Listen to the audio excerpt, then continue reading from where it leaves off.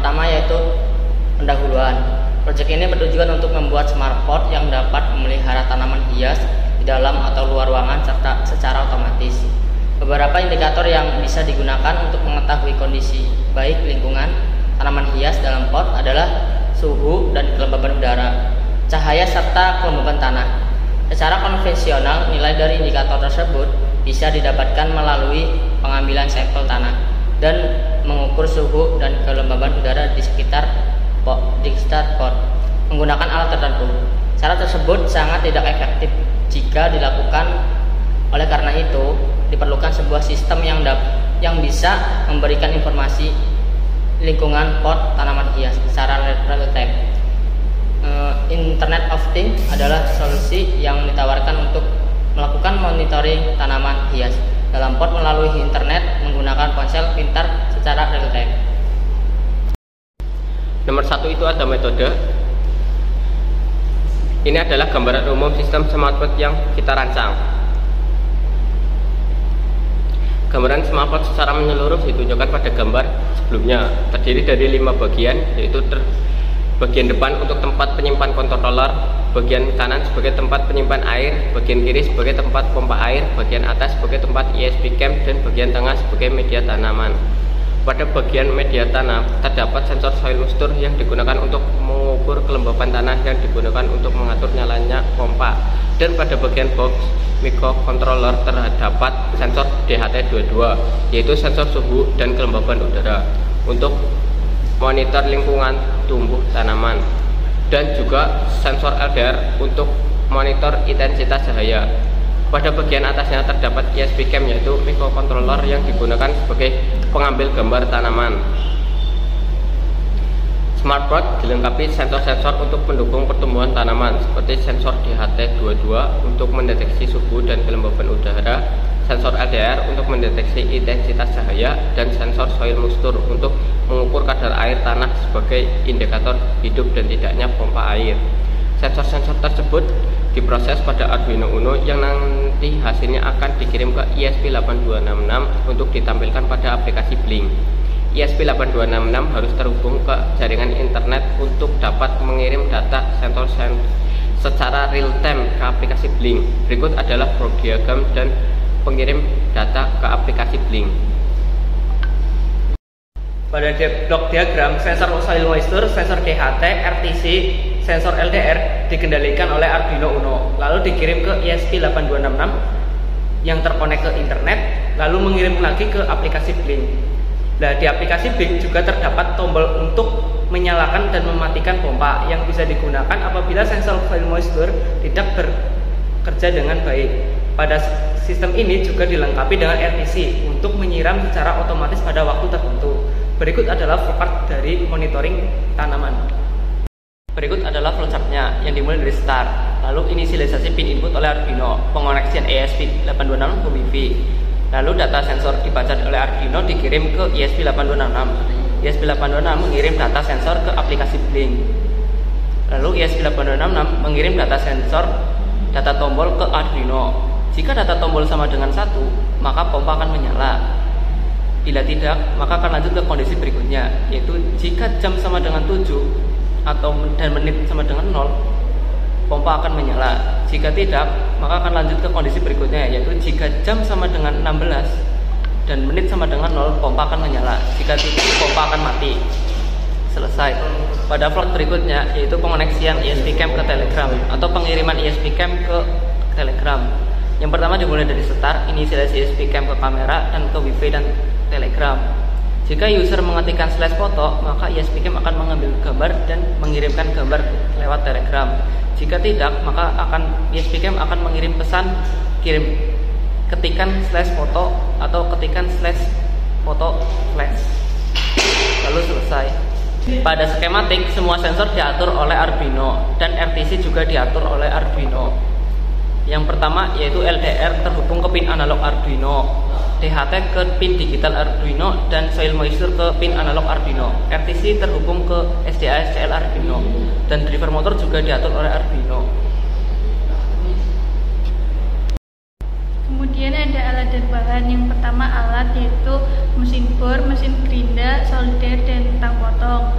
Lalu bahan-bahannya ada kabel jumper, timah, akrilik, baut, sensor LDR, Arduino Uno R3, ESP8266, step down, soil moisture, DHT22, ESP cam, RTC, adaptor 12 volt, dan driver motor pompa selang kecil.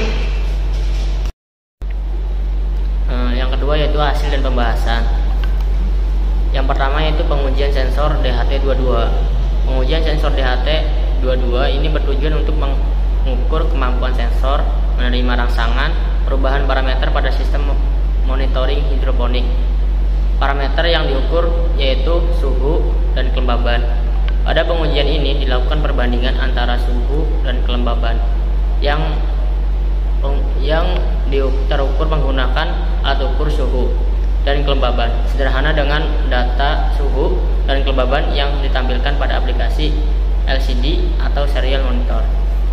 Di sini ada beberapa pengujian, yaitu 8 pengujian yang rata-rata errornya itu 1,59%. Berikut ini adalah pengujian sensor soil moisture. Terdapat 5 pengujian, yaitu ada kering, setengah kering, sedang, basah, dan tergenang air. Dari kesimpulan pengujian tersebut dapat disimpulkan bahwa semakin banyak kandungan air yang terdapat dalam tanah, maka semakin besar output pada sensor dan persentase kelembaban tanah. Berikut adalah hasil pengujian penyiraman tanaman secara otomatis. Dari 4 percobaan, didapat hasil percobaan penyiraman otomatis saat RTC pada jam 6, pompa akan menyala walaupun tombol pompa pada blink mati. Dan dapat disimpulkan bahwa nyala pompa air lebih mengutamakan waktu pada RTC dibanding tombol di aplikasi blink. Yang terakhir ada kesimpulan. Setelah melakukan pengujian terhadap proyek membuat SmartPot, dapat diambil kesimpulan yaitu yang pertama, untuk merancang sistem SmartPot maka digunakan sensor DHT22, sensor kelembaban soil moisture, Arduino Uno, ESP32 cam, RTC, sensor LDR, dan ESP8266. Yang kedua, hasil pengujian menunjukkan bahwa sensor-sensor di dalam pot mampu memberikan respon secara real-time selama proses pemeliharaan tanaman hias berbasis SmartPot ini. Sensor DHT22 menunjukkan pembacaan dengan toleransi kesalahan besar rata-rata 1,59%. Aplikasi Android yang dibuat dapat menampilkan indikator dan status lingkungan mikrotanaman seperti suhu, kelembaban tanah, dan kelembaban udara lebih detail daripada tampilan pada perangkat keras yang berupa blink. Yang terakhir, hasil dari pengukuran soil moisture dapat disimpulkan apabila terdapat banyak air pada tanah atau lembab maka output dari sensor soil moisture tinggi, dan apabila kandungan air pada tanah atau tanah kering maka sensor soil moisture akan mengeluarkan output yang tergolong kecil. Di sini saya akan menjelaskan tentang bagian-bagian dari SmartPot. Yang sebelah kiri ada tangki air, sebelah atas ada ESP cam, yang sebelah kanan ada pompa motor, dan di tengah ada panel fog control dan menggunakan adaptor 12 volt 3 ampere. Dan di bagian tengah terdapat media tanam dan tanaman. Dan LDR terdapat di atas panel control, dan DHT sama RTC ada di dalam, dan DHT dibikin di bawah supaya tidak kehujanan. Dan di sini ada sensor soil moisture buat mengukur kelembaban tanah. Dan di sini saya akan menjelaskan tentang interface pada aplikasi Blink. Yang di sebelah kiri atas yaitu ada kelembaban udara, yang sebelah kanan atas yaitu suhu, kiri bawah adalah intensitas cahaya, sebelah kiri kanan bawah yaitu kelembaban tanah. Dan yang satu ini yang di bawah sendiri adalah tombol untuk mengaktifkan pompa. Saya akan menguji sistemnya dengan menyalakan tombol yang di depannya, dan kita menunggu ESP cam sama ESP8266 terkonek terlebih dahulu. Setelah terkonek, kita buka aplikasi Blink. Nah, di sini di aplikasi Blink semua sensornya sudah tertampil secara real time.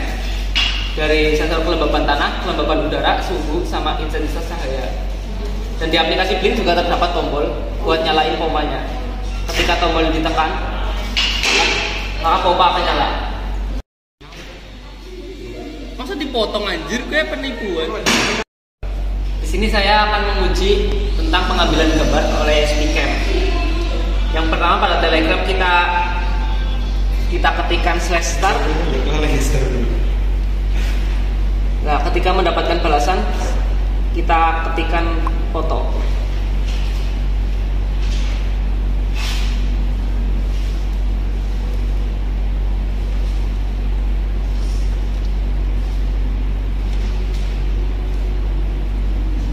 Nah, maka SPCam akan mengambil gambar dan mengirim ke aplikasi Telegram.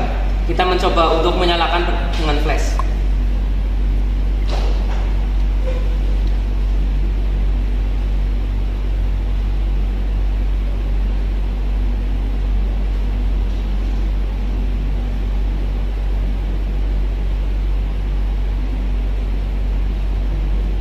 Nah, berikut adalah pengambilan gambar melalui SPCam lewat Telegram.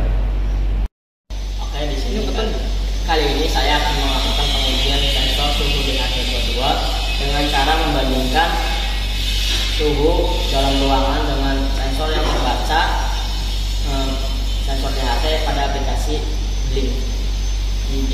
Di sini suhu yang di dalam ruangan yaitu 28,28 derajat Celcius. Di aplikasi Blink yaitu suhunya 29 derajat Celcius. Di sini saya akan menjelaskan perbandingan dalam 3 kondisi tanah yang berbeda. Di sini ada 3 kondisi tanah yang berbeda. Itu ada tanah yang sedang, tanah yang basah, dan tanah yang kering.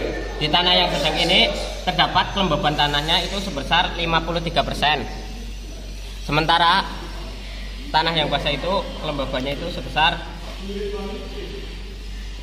64%. Jadi ada perbedaan antara tanah sedang dan tanah basah sekitar 10%. Lalu kita akan memindahkan sensor ke tanah yang kering.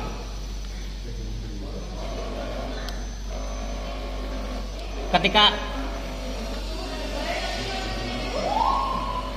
dipindahkan ke tanah kering dan kelembaban tanahnya kurang dari 20%, maka motor akan aktif dan mengalirkan air karena kelembaban tanah udah di bawah 20%.